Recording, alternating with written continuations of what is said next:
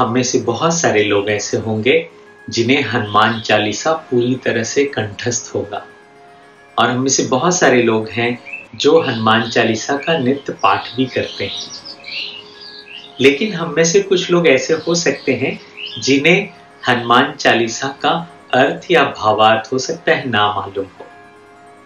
तो आइए आज हम चर्चा करते हैं हनुमान चालीसा के जो अर्थ हैं, उसमें जो भावार्थ छुपे हुए हैं उसको समझते हैं।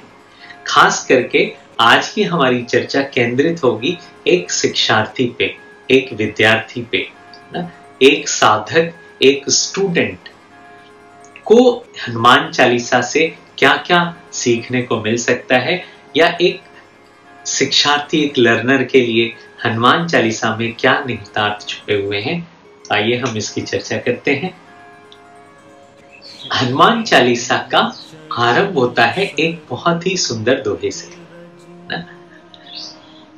क्या श्री गुरु चरण सरोज रज। सबसे पहला गुरु के चरण रज, गुरु के चरणों की धूलि का वंदन करते हुए मैं इसका आरंभ करता हूं। तो देखो, किसी भी कार्य को आरंभ करने से सबसे पहले गुरु का स्मरण करना, गुरु के प्रति अपनी श्रद्धा व्यक्त करना।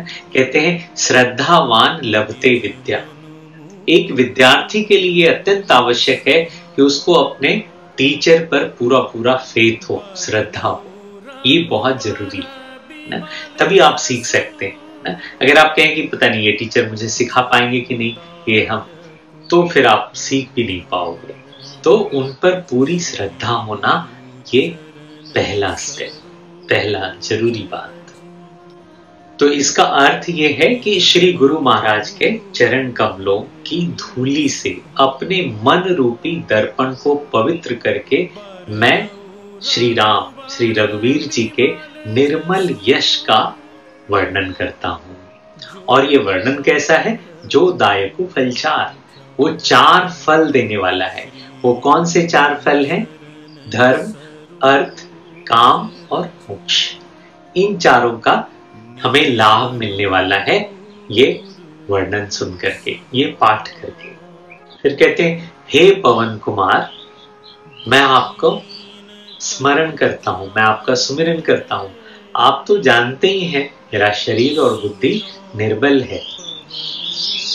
मुझे शारीरिक बल, सद्बुद्धि और ज्ञान दीजिए, और मेरे सभी दुखों को, दोषों को हरण कर लीजिए, दोषों का नाश कर दीजिए।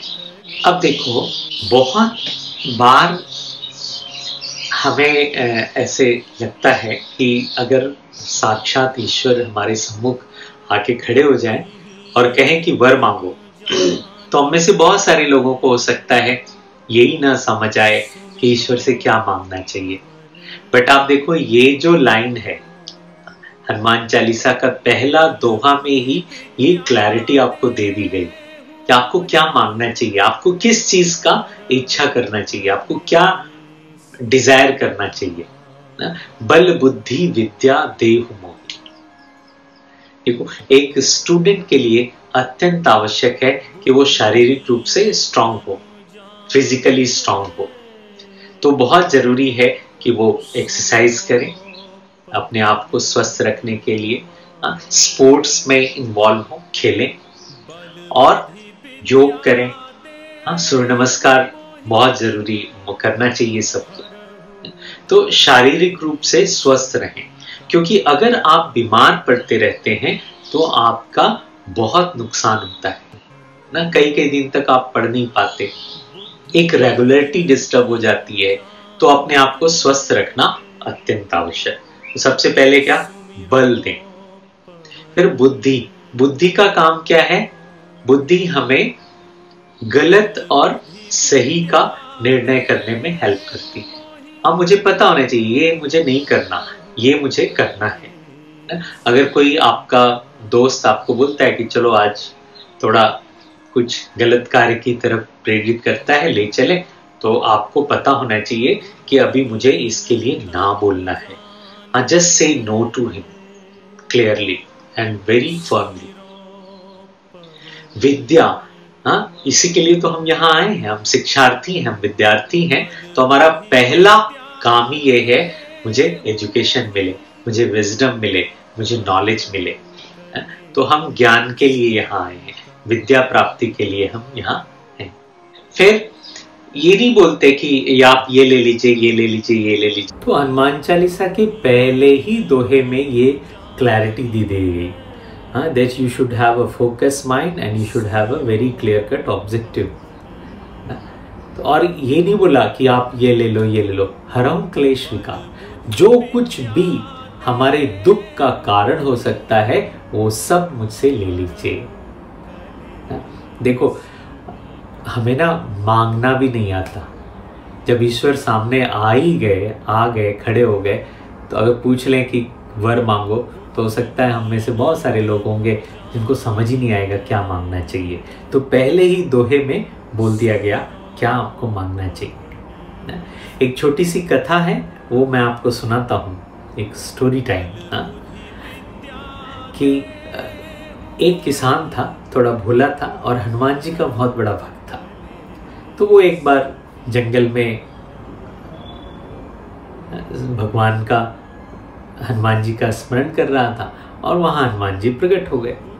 तो हनुमान जी ने कहा कि तुम कोई भी 3 वरदान मुझसे ले सकते हो, मांग सकते हो। अब वो थोड़ा भोला था, उसे समझ नहीं आया कि हम क्या मांगे। तो उसने कहा, हनुमान जी आप ठहरो थोड़ी देर, मैं जाता हूँ अपनी श्रीमती जी से, वो बड़ी बुद्धिमती है, मैं उससे पूछ करके आता हूँ कि आपसे क्या मांगना चाहिए। तो हनुमान जी मुस्कुराए, बोले नहीं नहीं, उधर से तुम्हें फिर इधर आने की आवश्यकता नहीं है, तुम वहीं पे इच्छा करना, तुम्हारी कोई भी 3 पहली इच्छाएं पूरी हो जाएंगी। उसने कहा ठीक है, भगवान प्रणाम किया और चला आया घर। अब घर आकर के उसने अपनी श्रीमती को कहा कि आज मुझे हनुमान जी मिले थे, वो प्रकट हो गए थे और उन्होंने कहा है कि 3 वरदान मैं तुम्हें देता हूँ, तो बताओ क्या मांगना चाहिए। अब देखो जरा, आज के समय में इस तरह से कोई व्यक्ति आपके सामने आ जाए, बोले हनुमान जी ने वरदान दिया है, तो आप उनके बारे में क्या सोचोगे, क्या बोलोगे, मजाक उड़ाओगे। ऐसे ही उसकी पत्नी ने भी किया, बोला अच्छा अब देखो ये 3 वरदान लेकर के आ गए आज। इतने दिन से जो काम कहते वो तो होता नहीं, महीनों से कह रहे वो देखो कुदाल टूटी पड़ी है उसको ठीक करवा दो, वो तो तुमसे होता नहीं, और ये 3 वरदान लेकर के आ गए। तो उन्होंने कहा बस यही बात है ना, कुदाल ही ठीक करनी है ना, लो। उन्होंने कहा कुदाल ठीक हो जाए, कुदाल ठीक हो गई। अब कुदाल तो ठीक हो गई, लेकिन ये दोनों पति पत्नी बड़े अफसोस में आ गए कि अरे तो एक वरदान बर्बाद हो गया, केवल कुदाल ठीक कराने में, भाई ये तो हम कहीं भी ठीक करा सकते थे, कुछ बड़ा मांगना चाहिए था। बट जैसे ही ये ख्याल उसको आया, बोला अरे ये सब जो है इसी की वजह से हुआ है ना, माने पत्नी की वजह से। तो उसने कहा कि ऐसी पत्नी से तो ना होना अच्छा ना, इस पत्नी का ना होना अच्छा। जैसे ही बोला, पत्नी वहीं खड़ी खड़ी गिर गई और वो स्वर्ग से दार गई। अब तो ये बड़ा दुखी हो गया किसान, बोला कि भाई जैसी भी थी, आखिर थी तो हमारे बच्चों की माँ, पूरे घर को संभाल करके रखे हुए थी, अब कौन तो खाना बनाएगा, कौन कैसे घर चलेगा। तो उसने फिर से हनुमान जी से प्रार्थना करी कि अभी तो हमारा 3रा वरदान बाकी है, इसको जीवित करने। वो जीवित हो गई। अब देखो कैसे उसके 3 वरदान जाया चले गए ना। तो ये कैसे हम सीख सकते हैं कि हमें क्या मांगना चाहिए ना।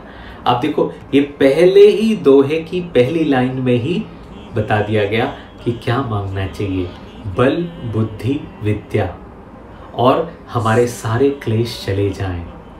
बस ये 4 चीजें मिल गई, फिर अब और क्या चाहिए।